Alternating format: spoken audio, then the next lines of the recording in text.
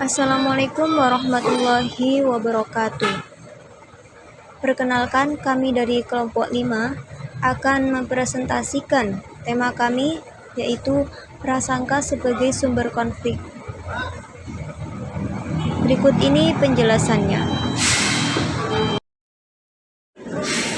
Apa itu prasangka?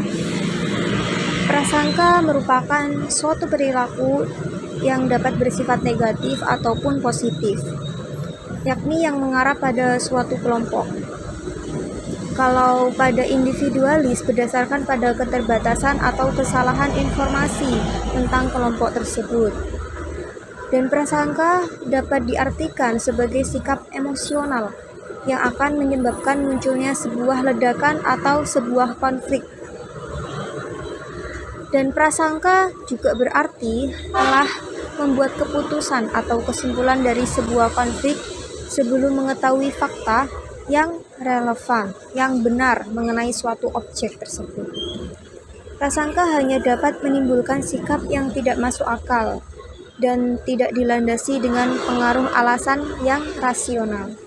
Jadi prasangka itu bisa juga disebut dengan fitnah.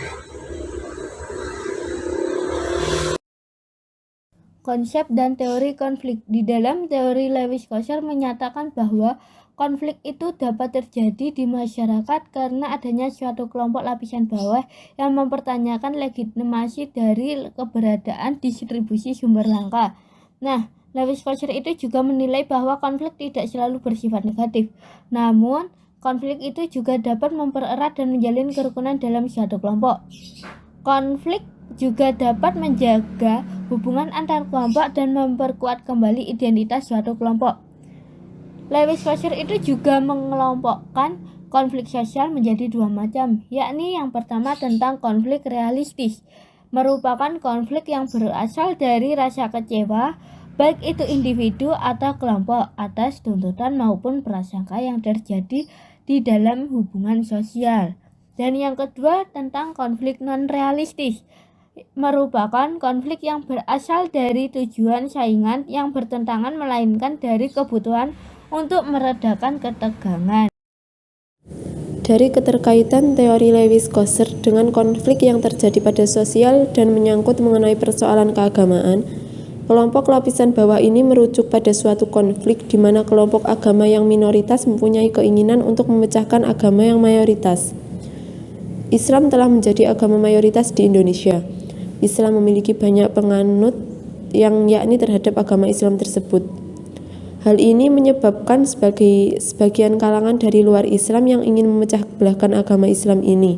Dengan adanya konflik yang mengatasnamakan Islam dapat menimbulkan kelompok bawah memiliki rasa curiga dan menaruh prasangka negatif secara berlebihan terhadap umat Islam. Analisis teori Lewis-Kosser. Dari teori Lewis-Kosser dapat dicontohkan atau digambarkan dengan realita atau suatu peristiwa yang terjadi dalam kehidupan, seperti halnya prasangka terhadap Islam pasca aksi terorisme.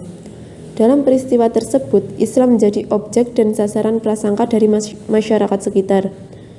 Kasus pemberontakan di Brimob Kelapa II, upaya penusukan yang dilakukan oleh 2 orang wanita bercadar kepada polisi, hingga beberapa kasus pengeboman di Surabaya membuat masyarakat menjadi was-was akan keberadaan mereka di sekitar lingkungan masyarakat. Prasangka merupakan sikap yang merujuk pada hal yang negatif, yang ditujukan pada individu yang didasarkan pada anggota individu tersebut.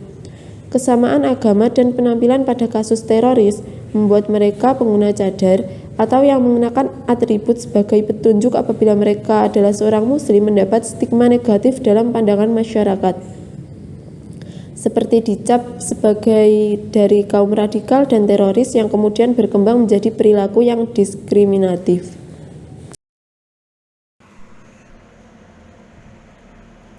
Selanjutnya, stereotip merupakan kepercayaan akan individu yang kemudian digeneralisasikan kepada seluruh individu yang memiliki anggota atau kelompok yang sama.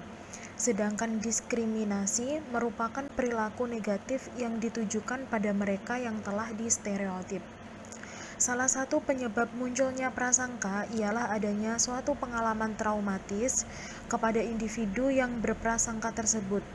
Pengalaman trauma inilah yang membuat pemikiran individu mengkategorikan label musuh terhadap individu atau kelompok lain. Seseorang yang mengalami rasa trauma akan cenderung bersikap cemas dan dipenuhi rasa takut serta khawatir akan hal-hal tragis yang terulang kembali. Banyaknya dan semakin beredar pada media massa mengenai peristiwa teroris menjadikan masyarakat tidak tenang dan khawatir akan keberadaan teroris yang kemudian menimbulkan diskriminasi yang akan berkembang luas di masyarakat. Terdapat video penggeledahan pada seorang santri dan juga wanita bercadar yang diturunkan dari dalam bus merupakan suatu kasus berkembangnya prasangka buruk dan negatif terhadap kaum muslim. Akan tetapi apabila dilihat dari waktu untuk dinilai diskriminasi rasanya kurang tepat, karena apa yang telah dilakukan oleh aparat kepolisian merupakan suatu bentuk preventif atau suatu pencegahan terhadap ancaman-ancaman terkait teroris. Selama apa yang dilakukan oleh aparat masih sesuai prosedur dan tidak menyebabkan adanya kerusakan baik dalam fisik maupun mental, hal tersebut bukanlah sebuah perilaku diskriminasi. Pada saat peristiwa tersebut, umat muslim tengah menjadi objek atau sasaran prasangka, tetapi bukan berarti umat muslim di sini menutup mata dan bersikap diam, juga bersikap menahan diri dari segala tuduhan atau hal yang tidak menyenangkan dan tidak diinginkan dengan peristiwa teror atas nama agama.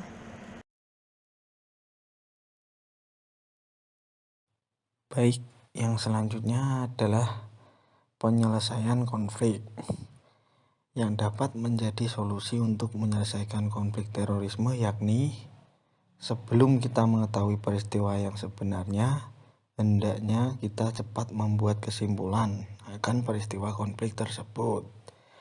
Mayoritas masyarakat pada saat ini sangat tinggi akan prasangka negatifnya. Suatu konflik sosial yang hanya akan menimbulkan konflik hingga sampai pada perpecahan. Yang kedua, kemudian menghindari sikap saling menyudutkan satu belah pihak. Dalam arti, apabila yang dituduh melakukan terorisme ialah umat Islam, hendaknya melihat dan meneliti dari sisi lain terlebih dahulu, dan tidak langsung mengambil suatu keputusan yang menyudutkan satu pihak yang belum tentu ia melakukan hal tersebut, serta prasangka yang kesemuanya dilimpahkan atau ditunjukkan pada suatu kelompok yang tidak memahami peristiwa terorisme pada saat itu.